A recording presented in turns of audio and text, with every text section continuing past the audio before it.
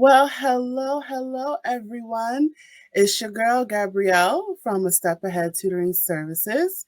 Welcome to a brand new episode of Hot Topics.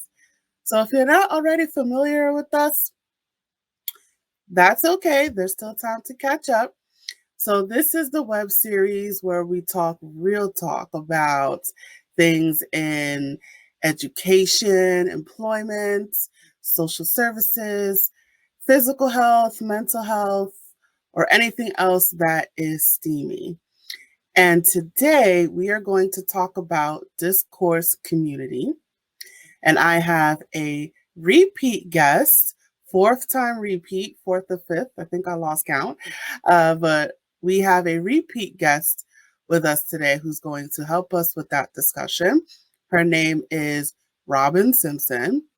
So if you're not already familiar with her, I'm going to remind you about who she is. So, who is Robin Simpson? Get my little banner here. So, Robin Renee Simpson received her associates in human services from the New York College of Technology and her bachelor's from Metropolitan College. Currently, she's pursuing her master's degree in childhood and childhood special education birth to second grade at St. John's University, so fellow St. John's alum. In addition to that, she's a residential family group daycare owner and a master life coach. In the fall, she'll partner with us to provide group tutoring for grades 1 through 5. Her interests are social justice in education and twice exceptional students. So I'm going to bring Robin to the stage right now. Hi, Robin. How are you doing today? Hi, I'm doing well. Thank you for having me again. Yes. I'm becoming a rethread. Yes. You're becoming very popular. Yes. Because there's so many areas in social justice that are not being discussed. So as I'm coming in contact with them, I feel like the town crier where there's a state of urgency, Yeah, to get it out, because as I'm speaking and sharing, things are changing just as quick. So mm, thank you for having me, and thank you for having this platform to discuss real topics. absolutely. Um, All right, so you know the deal. I'm going yes, to let you jump right on in. thank you. So today's topic is discourse community. And this is a discussion that was held in class. And when I first read it, it shocked my conscience, because what it says is that, okay, so discourse community is where a group of people share a set of discourses. They It's understood as a basic value and assumption, and a way of communication of goals. So this discourse community is intentionally designed for a group of people to discuss their values. So you already know it can be inclusive or not. And to make an example very clear of what a discourse community could look like, and I think I probably mentioned it before in one of our other series, but I'll just restate it again. Education is different in New York City as opposed to New York State. So let's look at Nassau and Suffolk County in terms of education and how it's designed. So in Nassau and Suffolk County, they have these discourse community where they sit down with the school board And the discourse community, whose values are in common, say to the school board, this is what we want you to educate our children with. The board takes it in consideration, and of course, a lot of negotiation is taking place. In the city, there basically isn't a discourse community. So whenever the Board of Education come in and say, this is the curriculum that we are going to teach, that's what is brought into the schools. Now, with that being said, the taxes that residents from Nassau and Suffolk, they pay into the school system. And even though in the city it's the same that we are paying into the system, is not identified as taxpayers, homeowners buying into the Board of Education, because it's public school. Public school is free. So that's the value that is being expressed in the city. Whereas in Nassau and Suffolk County, the schools are funded through home ownership. Same deal, but the semantics is different. And one of the issues that I have with that is the curriculums that is brought into the New York City public schools are curriculums that have been tested out in the Midwest. And out of the Midwest is not conducive to how New York City students live. So there's a gap that's being created whereby it's harder for children to learn. So in Nassau and Suffolk, they're building their curriculum towards their children being tracked for Ivy League schools. And in the schools in New York City, our discourse community, so to speak, is unintentional, and our kids, as we talked about, suffer the zero tolerance in school, school pipeline to prison, twice exceptional children, because there isn't an interference to say that we don't want this curriculum in our school.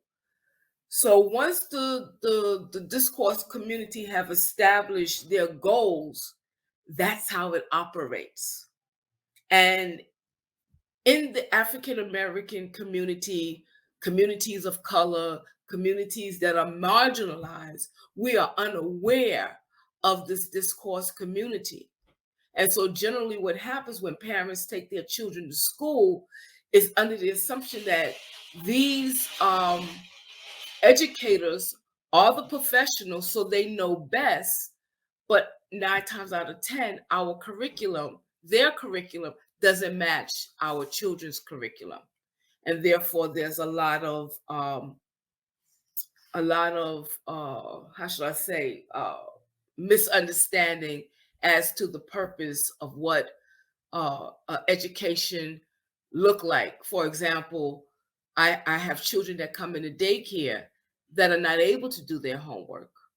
Research showed that, it's not productive to give them a sheet, a copy of a homework sheet to come home and do work, but yet it's being done, even though evidence says that that's non-productive, but it's being done every day because there is no discourse community to say, based on the evidence, it is inappropriate for you to give our children a homework sheet. It has no relationship, it's not meaningful, so therefore the child is going to lose interest in their work. So each discourse community has its own unwritten rules about what can be said and how it can be said. So in being a part of the platform in the New York City school, you have the PTA. There is a greater need for people of the community to be able to sit at that discourse community table and advocate for children of color, African American children, and in marginalized situations. It's intangible. The discourse community is nothing that you can see. It just takes place day by day by day, and in that happening, the educational system is crumbling.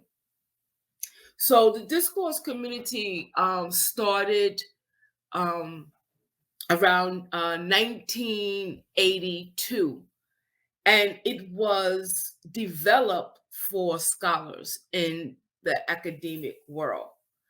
And so it is based upon the setting of a lingo where everyone comes in, they get familiar with the terms, and they begin to speak to each other in that particular language. So, can you imagine what happens if you're not in that discourse community? You're not going to understand what is being said. So, that those conversations will go over your head. And this is what is happening today in the Board of Education. As I said, parents are not able to help their children do homework because they've changed the system in terms of how to help your children do their work. And there's no discussion from the school to the parent. So a discourse community is agreed that they have common public goals, and it has a mechanism of intercommunication among its members. So here again, the members, they have their lingo that they're talking to each other about, and it provides information and feedback on exactly what it is that this discourse community is trying to convey. So, say for example, that school in Nassau and Suffolk County, if the parents are not happy, then they are immediately going to go to the school board and have a conversation. Here in the city, you're just going to have people, parents, some parents grumbling and complaining. And what happens in the system is that parents are being sent different places until they become frustrated and they give up. So it limits the amount of communication outside of this discourse community. It utilizes and possesses more than one way of communication to reach its aims. So, depending on who's in this discourse community, that affects, how should I say, it affects the community as a whole. You may have politicians, you may have doctors, you may have lawyers who are very powerful in itself in society. Now that they come into the discourse community, they begin to hold weight, because what happens? Now the school board becomes intimidated, because with the extra funding that could go into the projects that this discourse community want to see, they will generally give in and give the parents what they want, because they are willing to to accommodate the parents, as opposed to the New York City public school. There's no discourse community. The most I would say the most diverse community in the public school is the PTA. And over the years, the participation, excuse me, in the PTA has declined. So, with that being said, it's very limited. In the discourse community, there's a threshold of the level of members that is suitable to agree. So generally, you're not going to have someone that's going to be the minority in this discourse community. And even if that's the case, they're not really going to go against the grain, because this discourse community is moving as a group of people, and they can be very strong. So with history of the discourse community, the power of the discourse community, the institutional hierarchy in the discourse community is very powerful to advocate for their children. So when I was in this class and I'm sitting here and I'm looking at how the difference in education across the United States is not universal, right? So in it not being universal, our children in marginalized communities are being set up to fail. It is imperative that parents become a part of a discourse community. How do you get that started? It just takes a matter of, number one, believing that everyone may not agree with the value, but at least there is a value whereby you can have a forum to discuss what you want your child to learn in school, as opposed to the school board saying this is what they want the children to learn, because it's our tax dollars.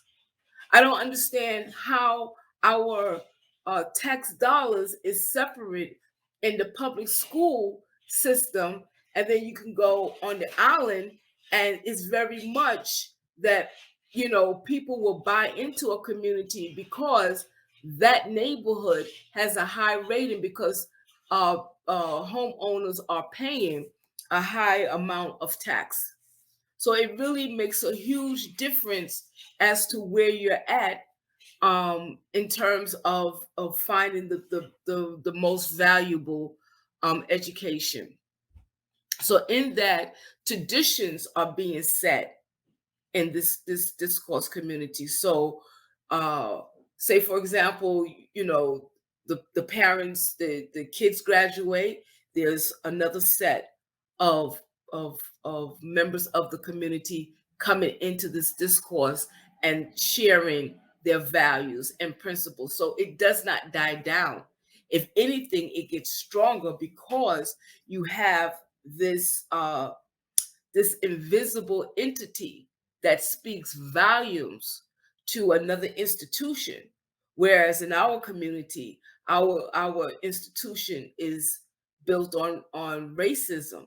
You're not entitled, so we're going to give you a less than education. We're going to give you an education that's based on a region of the United States that does not apply to where we are living at today.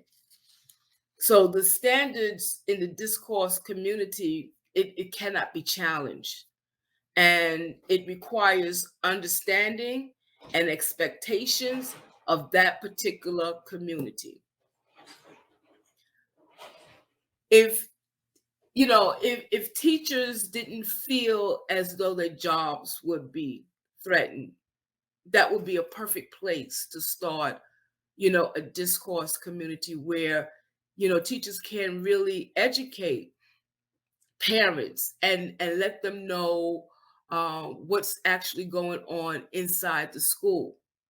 But because of how should I say, straddling the fence, it's business as usual, and a teacher will go into the school system saying that I'm going to give these children the best that I can, but it's not unilateral across the board, because everyone, the teachers are not they're basically not on the same page, especially if you're having teachers that are coming into New York City educational system just to get the experience to go back on the island and work. So even in that arena, it would be very difficult to establish an intentional discourse community. So that's one of the major issues that I just feel like our kids is at a disadvantage. Coming up with mission statements is another way that we can try to create a discourse community where we can begin to have values and principles that will help our children move forward in this time where we're actually going through an educational crisis in the United States. So, for a lack of better words, is what do we as an African American marginalized community of color, what do we say to institutions about our education? You know, and I think that based on that assumption, because we are not displaying ourselves with unity, it's almost as if there's a permission slip to do whatever the district want to give our schools. And when that happens, everyone is scrambling. And I'm still looking at statistics that 60% of children leaving elementary school cannot read and write. you know so that message across the board is not really being presented to us. So if it's not being presented to us, we're not aware of the discourse community, whereas on the island it's a given that yes, this is what we are intentionally doing.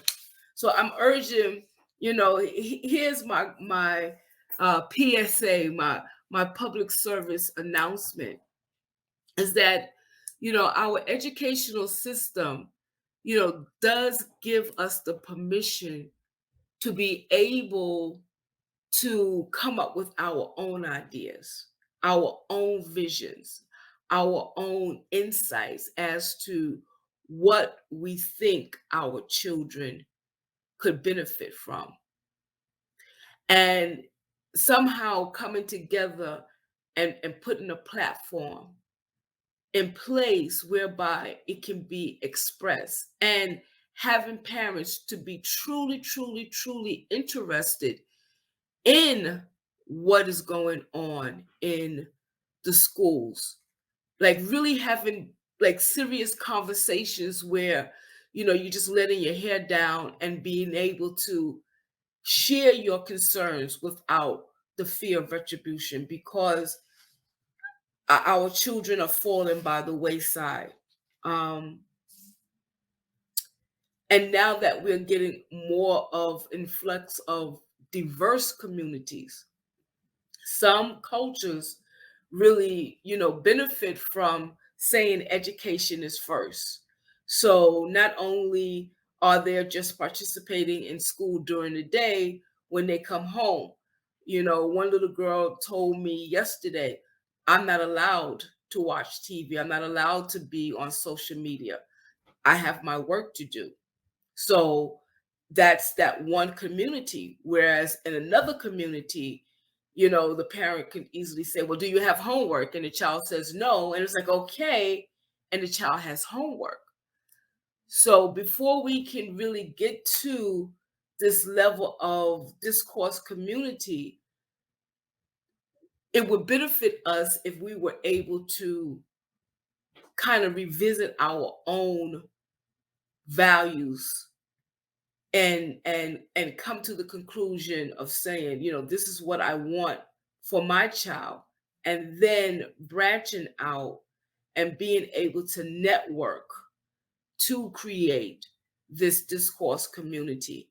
And once that discourse community is established, I can envision now our children getting a much better much better education, because the superintendent and the district offices now are going to be more aware of giving our children work that they can have access to, that will release their intrinsic ability, that will open up their mind, that they will want to learn, instead of by the time they reach the fourth grade they're not interested in school anymore.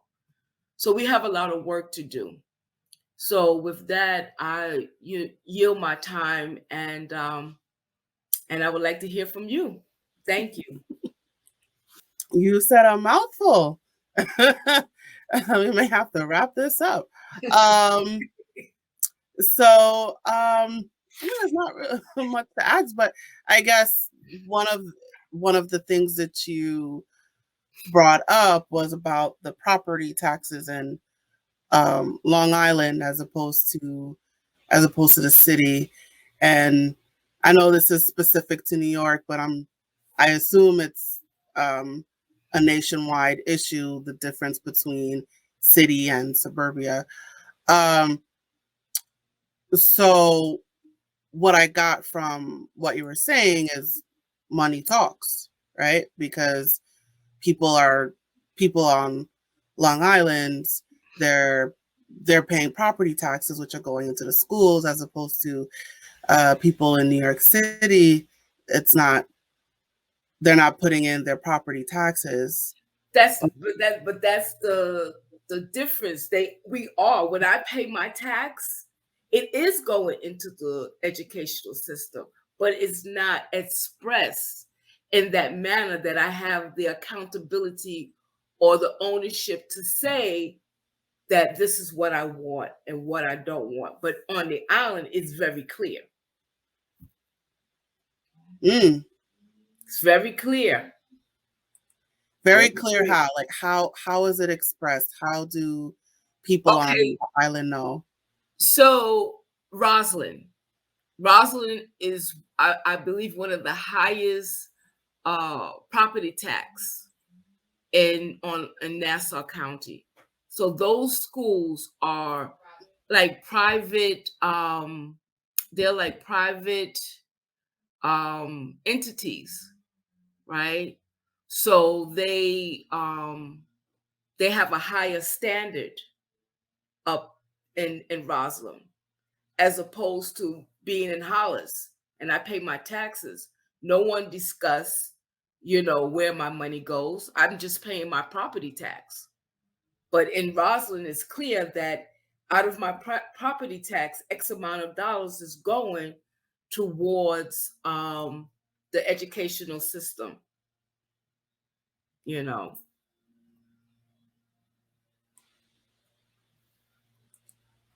So I guess I'm still trying to understand. So when you say it's clear, is it written down? Like, how do residents of Roslyn know that their taxes are going into the schools? Because this is written down.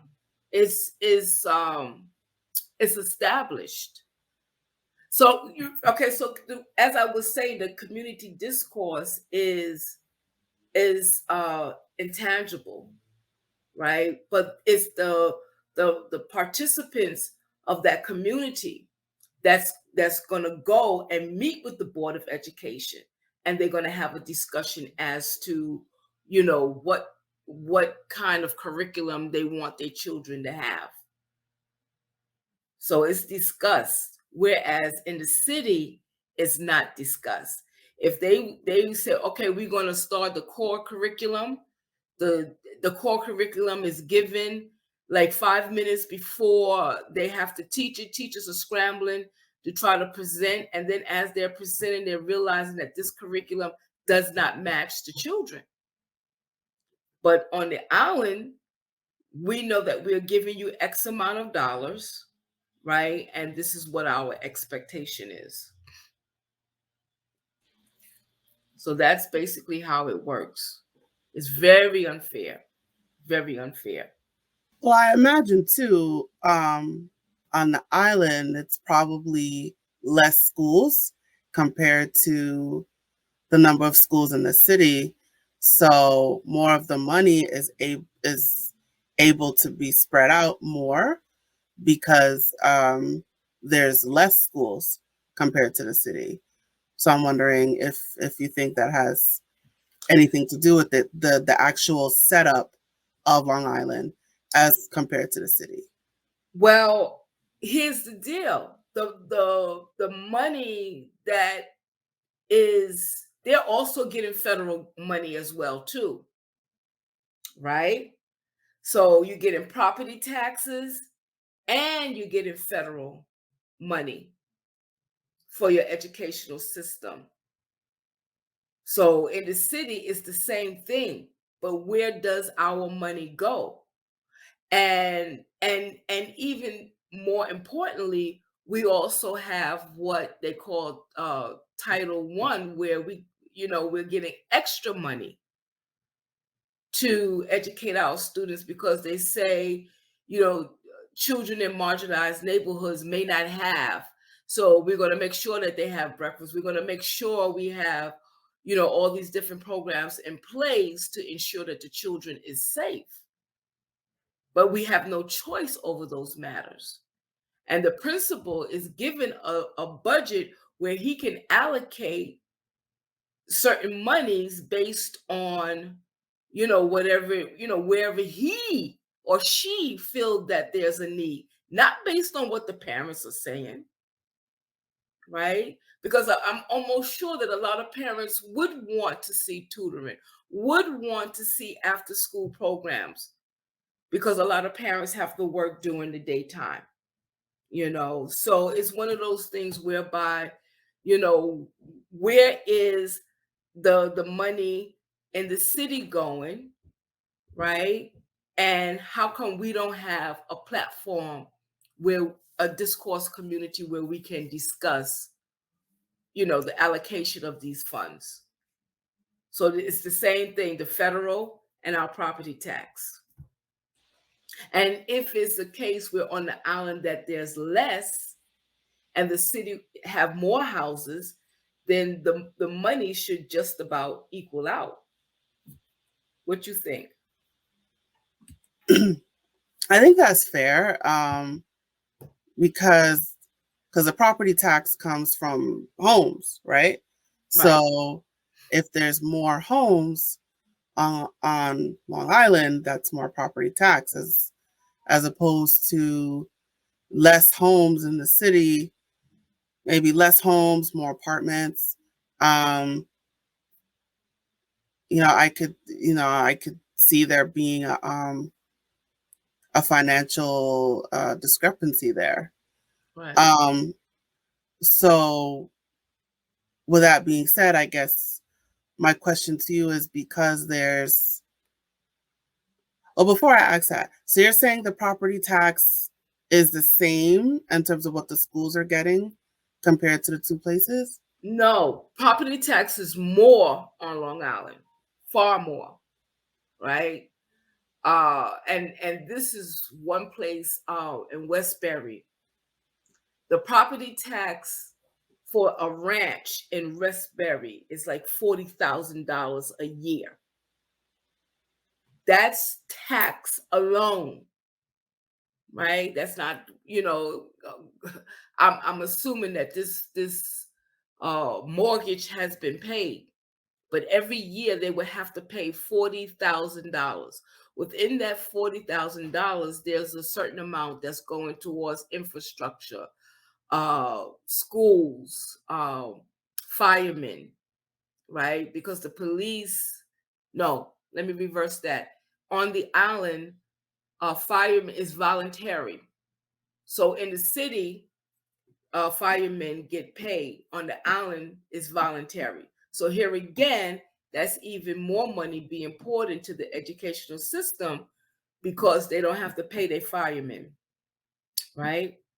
But I'm thinking in terms of New York City, the 5 boroughs having more property, even though they're paying less money, more property that will probably equate in terms of how much of that money is going into the educational system. So I don't think it's really a question of finances. I think it's more of being informed of how the money is being broken down in the system, and why is it that parents don't have a choice as to what curriculum would better suit their children. So why is it so important for parents to know the how funds are being allocated, what type of curriculum are being taught in schools? Why is it so important for parents to know that information? It's important for them to know because okay, so back in the early late 90s, they had a curriculum. I forgot the name of this curriculum, but for kindergarten children, they had them listing the bones of the body, right? And so with that, you have a child who is struggling to read and write. How is teaching them the bones of the body is going to help them learn how to read? And we all know that if the reading is affected, then the writing is affected, and more than likely math is affected, because writing, becomes, you know, um, reading and writing together, even though it's math. Now they have another curriculum called the core curriculum. And the core curriculum is based on algebraic expression. Here again, the children are not being taught the basis in order to be able to complete those problems. So they get stuck. If you're going to have these type of curriculums, then you definitely need more information. You need more training. You need more instructions to the parents so that they can, be able to help their children. So it's very important that parents know what their children are learning. How could they help them? So is this an issue that's for public schools? Like, is it different in a charter school or a private school? It's across the board. It's across the board. And the assumption is, uh, if I put my child in a charter school as opposed to a public school, they're getting a better education. That's not necessarily so, right? Because what is the value? Who is setting the value of this community, of this discourse community? For example, my grandson wanted to learn how to write poetry, and that was something that was offered, and no one was interested in writing poetry. So what will go into that slot? If the majority did not feel that they wanted to learn poetry, what are you going to put in that place? What is the value? What is the mission of those students in terms of what they want to learn? Because we are supposed to be culturally responsive to our children, and in being culturally responsive to our children, we're sort of, wetting their palate so that they will be able to want to learn on their own, because we can't teach them everything. The public schools can't teach everything.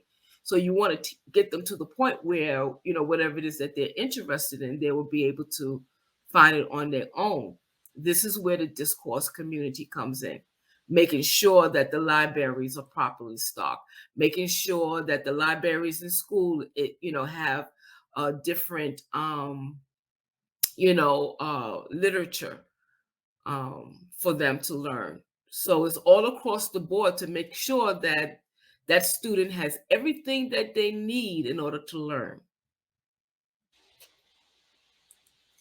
So now that makes me wonder, this might be like a simple question, but should we pay more taxes? Because I know there was talk about like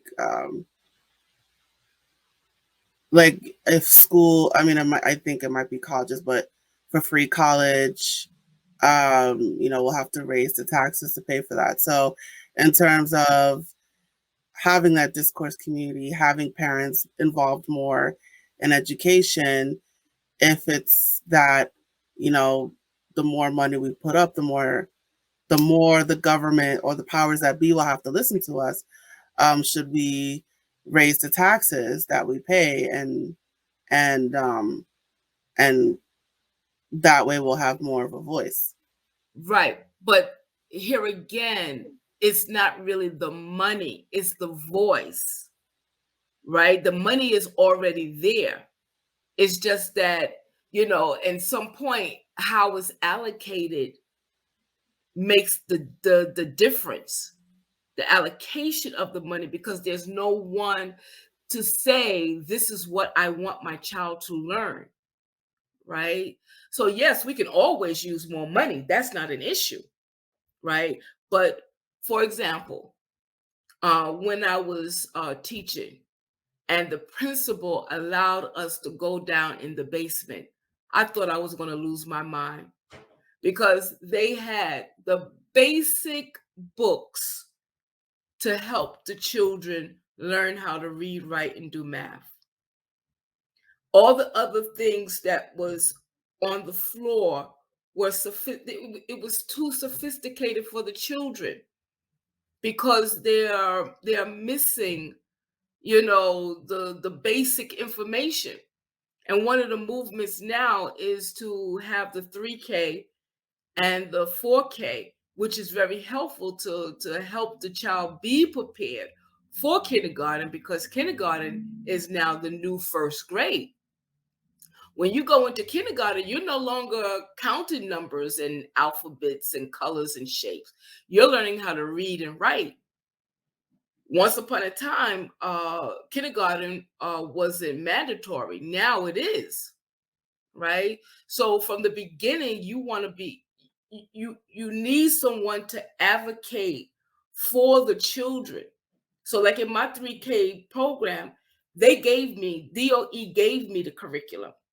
These are the topics we want you to teach, right? And as a daycare provider, I'm able to look at that and say, well, okay, I'm going to take this, but the majority of how I instruct my set up my lesson plans is through the Montessori, because the Montessori is an educational experience that is conducted in a lot of upscale schools, that is proven that will help children become more uh, in tune to math and science, right? So if evidence says that children really don't learn through reading, why are you teaching kids through reading? We need someone to advocate and say, okay, so if evidence-based practices say that children learn better through science and math, let's teach them through math and science, because that's what the Montessori model does.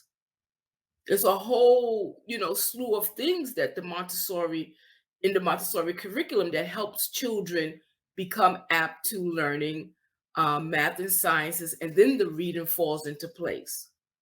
So Discourse community mission statement will say that we want our children to learn math and science first before reading.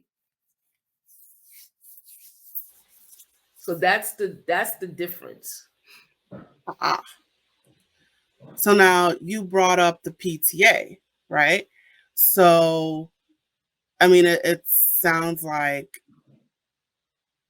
parents would have to take more in an initiative to be more involved in the way education is taught. So, as opposed to, I guess it's kind of given to them on the island.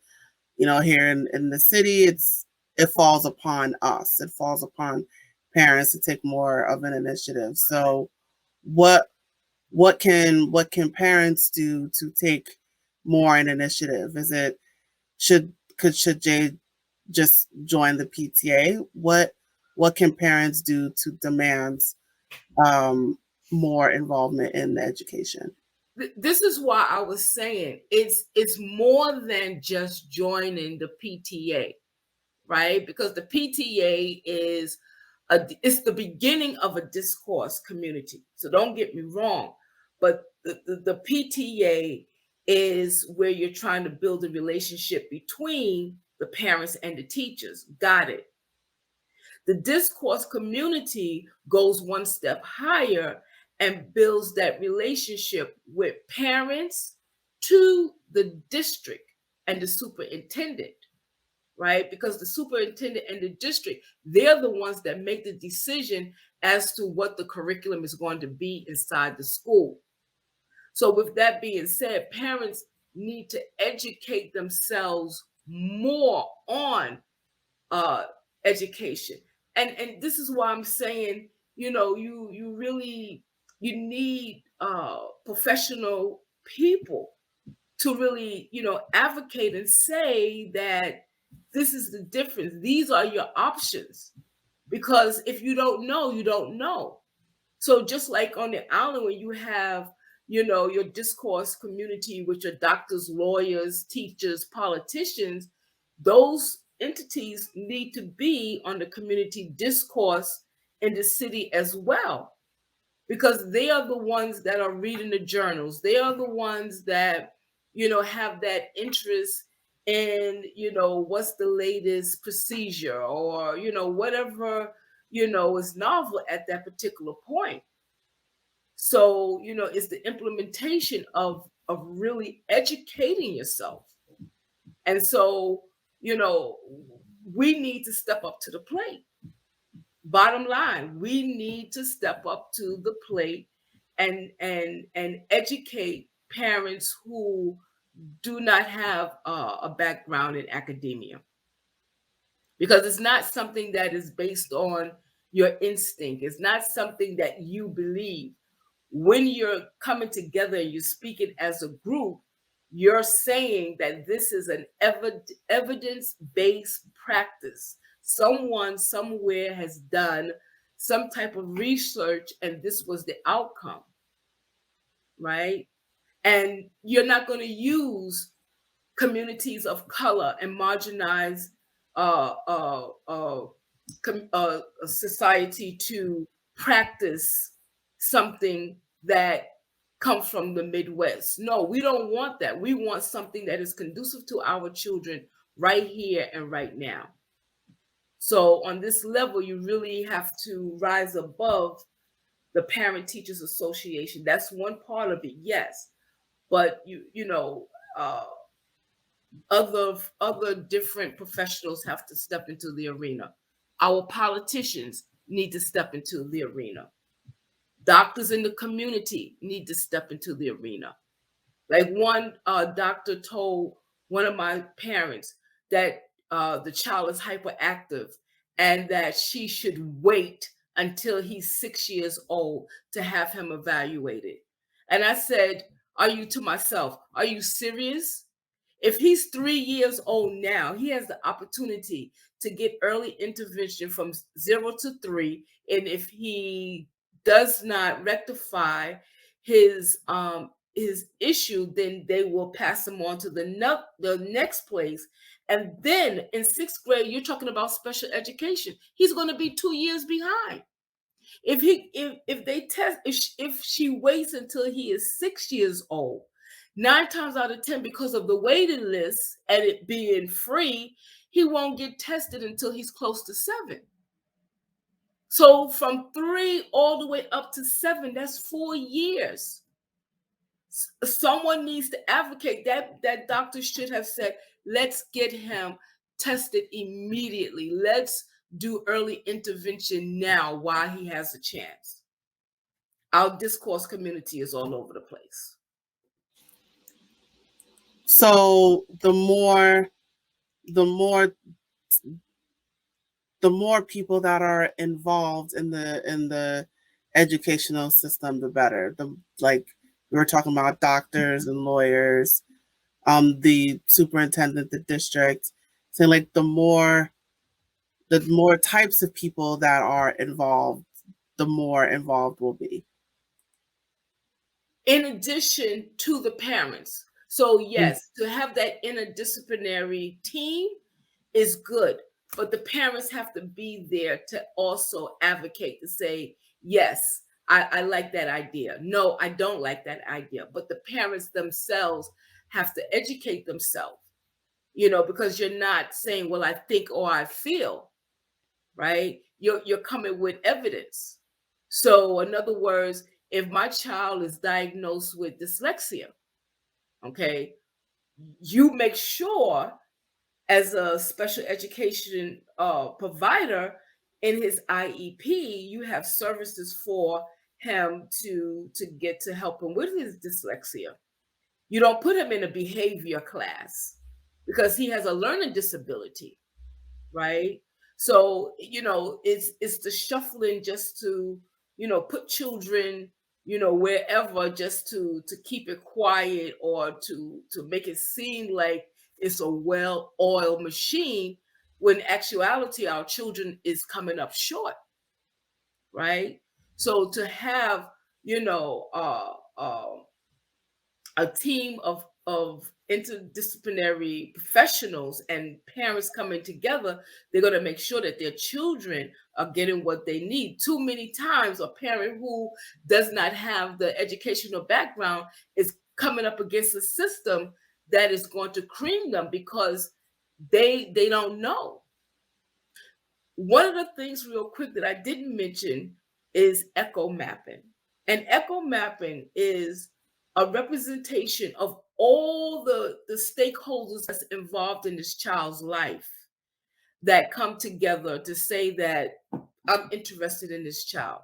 That's the beginning of a discourse community, because with that being said, if one person can't make a meeting, then another person can make a meeting. And they're all advocating for this child based on a common value, right? Whereby the school is made aware that this is what this family want for this child.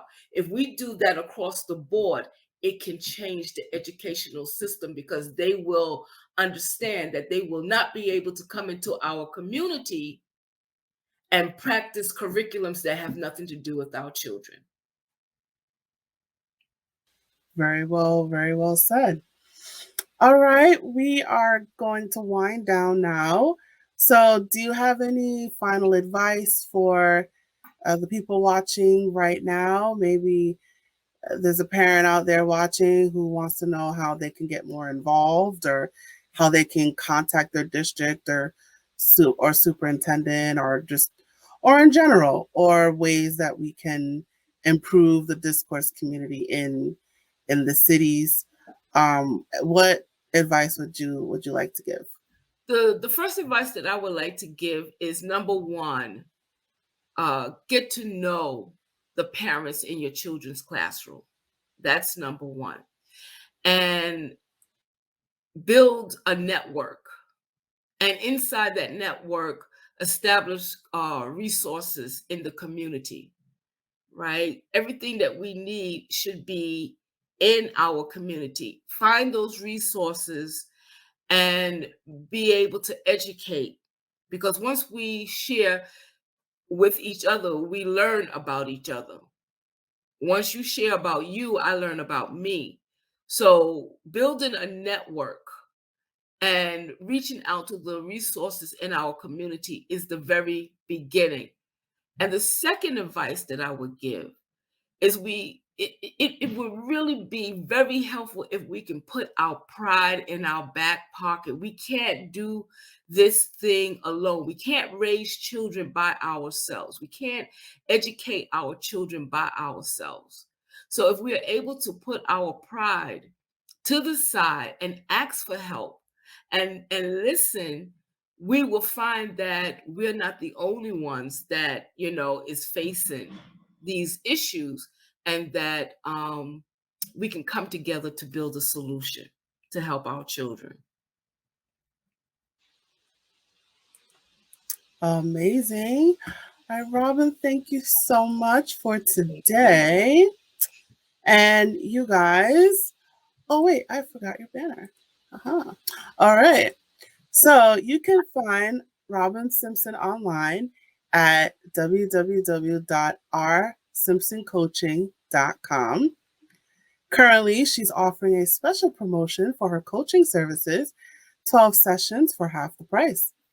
So for those of you in the New York City area, she also has a daycare center in Queens and is accepting clients starting now. You can email her at simpsonrobin@ymail.com for more information. So Robin, thank you for joining me today. Thank you for having me. All right, I will put you backstage now. And it's just you and me, guys. So we have reached the conclusion of our episode. Thank you so much for joining us today. Please check out our YouTube channel for more videos and clips.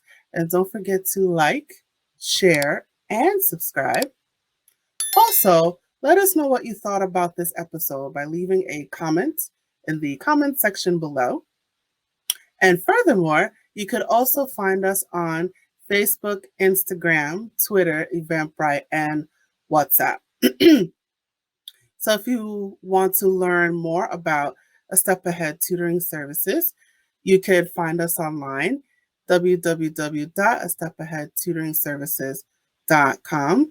So definitely check out our website if you want to learn more about our services, our workshops, or you want to learn who I am. Definitely go to our website and follow us on social media. We definitely will appreciate the support. And one last thing before I disappear. So we are also seeking financial contributions to our crowdfunding campaign on ifundwomen.com. Our unique link is scrolling below. So definitely check that out. And I am going to show you a video that will explain more about the campaign. Hey there, have you heard of us? We're a small team of tutors here at A Step Ahead Tutoring Services. We believe that education and information should be accessible to everyone, regardless of income, race, or creed. We're dedicated to making this happen, but we need your help. Please consider donating to our crowdfunding campaign. No amount is too small. Your donation will allow us tutors to remain employed, offer free and low-cost services, and reach out to families nationwide. With your help, we can tackle the academic challenges of our students and the emotional, mental, and behavioral changes that result from these challenges. As a bonus, we can improve our communities in the process. Support us today. We're a for-profit company. Your donation may not be tax deductible. Please consult a tax professional.